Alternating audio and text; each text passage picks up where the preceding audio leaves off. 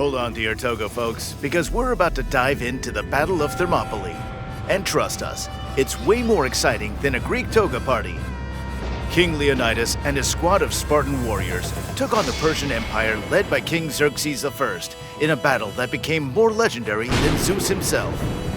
While the Persians may have come out on top, the Greeks showed the world what they're made of. And after the battle, let's just say there were a lot of sweaty, oily Spartans flexing their abs. And that's just the beginning. Join us at Pure History for a humorous and entertaining look at what went down at Thermopylae. It's the perfect way to spice up your history lesson. So let's begin the show. The Battle of Thermopylae was an essential part of ancient Greek history. A battle took place between the Persian Empire under King Xerxes I and an alliance of Greek city-states under King Leonidas of Sparta in 480 BC. The battle occurred at Thermopylae, a small pass where the Greeks sought to stop the Persians from marching further into Greece. The Greeks were outnumbered dramatically, but they battled bravely under King Leonidas. Yet, in the end, the Persians triumphed, and many Greek warriors, including King Leonidas, were killed. But what happened after the battle? Did you know that the Persians continued their invasion of Greece, sacking and burning the city of Athens? The Greeks may have lost the war, but they refused to give up the fight. At the Battle of Salamis, they worked together under the leadership of the Attic general Themistocles and destroyed the Persian navy, forcing the Persians to retreat. Do you know what's interesting? The Battle of Thermopylae has become a symbol of Greek resistance against foreign invasion. Take a deep look at what exactly happened in the aftermath of Thermopylae.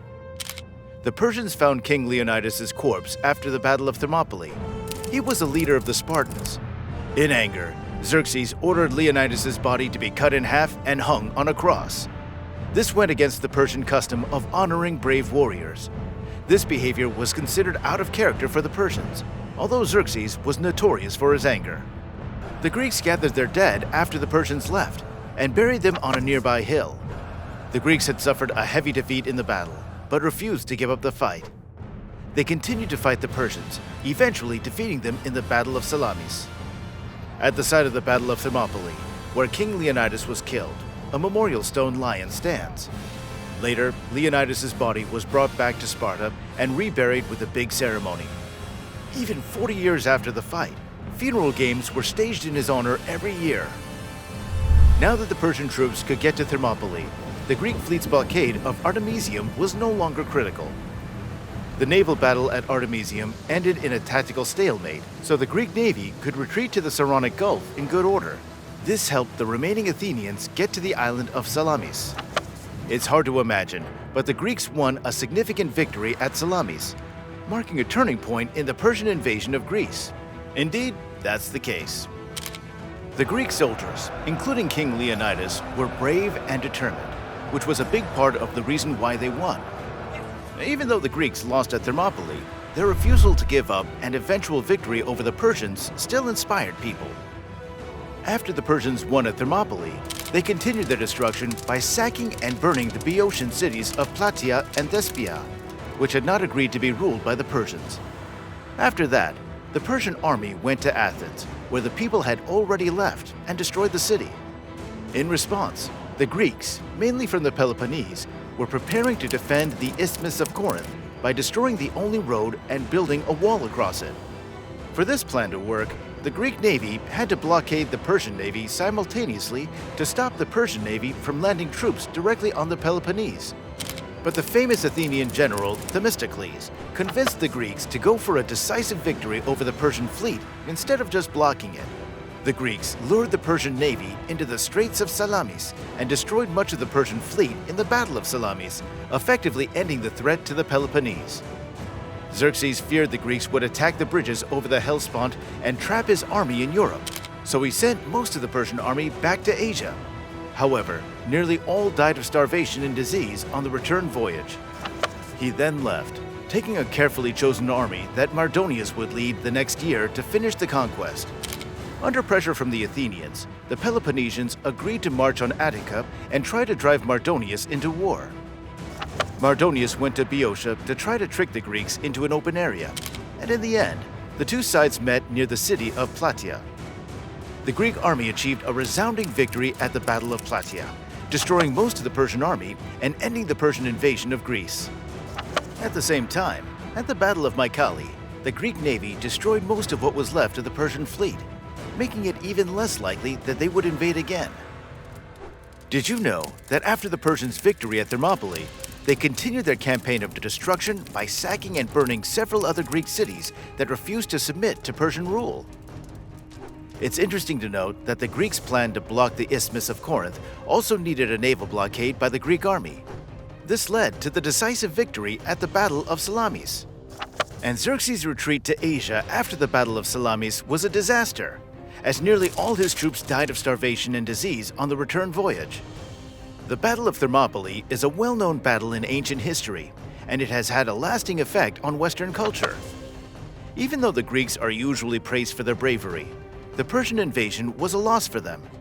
Even though the Greeks were outnumbered, their position at Thermopylae was almost impossible to break through. If they had held out just a little longer, the Persians might have had to leave because they had run out of food and water. Nevertheless, forcing the pass was a strategic Persian victory. Surprisingly, the loss at Thermopylae made Leonidas and his men martyrs and gave all Greek soldiers more courage during the Second Persian invasion. Some people argue that the delayed action at Thermopylae bought the Greek navy enough time to ready itself for the Battle of Salamis. However, this idea ignores that a Greek navy was already fighting at Artemisium and losing lives during the Battle of Thermopylae. However, contemporary scholarly accounts of the Greek-Persian wars tend to highlight Xerxes' success in penetrating the strong Greek defenses and subsequently conquering the majority of Greece. One interesting thing to consider is the role of propaganda in shaping our understanding of the Battle of Thermopylae. The Greeks may have lied about how brave they were and downplayed how badly they did to boost their sense of national pride and inspire people in the future. In the same way, modern scholars may play down the Greek defeat to give the Persians more credit and challenge traditional stories about the West being better. Xerxes may have wanted to take over Greece less than he wanted to get back at the Athenians or make the Persian Empire bigger. On the other hand, the Greeks may have seen themselves as defenders of freedom and democracy, even though they also had their own imperial ambitions. Thermopylae, an ancient battle fought between Greeks and Persians, holds a unique place in history. Even though the Greeks lost, it has become one of the most well-known battles in the history of Europe. This is because of the bravery of the doomed rearguard, who knew they would die but stayed at the pass anyway, setting a good example. The Battle of Thermopylae is essential not just because of how the war turned out, but also because of the moral and cultural lessons it taught. Contemporary Greeks immediately saw the battle as a critical example of free men fighting for their country and freedom against vast numbers of imperial subjects who advanced under the lash. This has been used as an example of how training, equipment, and making good use of the terrain can increase the strength of a group. Even though the idea that free men fight better than slaves is a broad generalization, many commentators have used Thermopylae to show this. Many people have said beautiful things about the battle, and it's still seen as a symbol of courage, heroism, and the will to defend freedom against oppression. The story of Thermopylae has been told for hundreds of years and continues to inspire and be talked about. So what about this battle continues to captivate us today? How has its impact on history transcended its military significance and become a symbol of human perseverance and sacrifice? Let us know your thoughts in the comments below. So that's it for today's video. Make sure to subscribe to Pure History, and don't worry, we have plenty more interesting videos for you.